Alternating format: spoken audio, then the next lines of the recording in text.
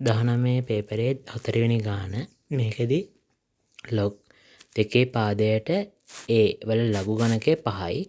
අපෙන් අහන්නේ ඒක a 2 බලයක් ලෙස ලියන්න. ඒ කියන්නේ දර්ශකාකාරයෙන් ලියන්න. ලඝුගණකාකාරයෙන් තියෙන දර්ශකාකාරයෙන්. ඒතර මේ ගානේ මේ වගේ ගානක් ආවම දැන් තමන්ට මතක තියෙන්න ඕනේ දේ තමයි මේ තියෙන්නේ පාදය. මේ පාදය සහ මේ තියෙන බලය. ඔය දේ තමයි මතක තියෙන්න. එතකොට 2 පාදයට 5 වෙනි බලය සමානයි a. මේකෙන් මනින්ම ගන්න පුළුවන් ඉතුරු වෙන එක a කියලා දාලා. ඒ කියන්නේ 2 පාදය හරි 5 වෙනි බලය. 2 5 ගුණයක් කියන්නේ 2 වරක් 2 4 4 වරක් 2 8 8 වරක් 2 16 16 වරක් 2 32. එතකොට ඒ විදිහට තමයි මෙතන මේ අවසානයේ උත්තරේ එන්නේ.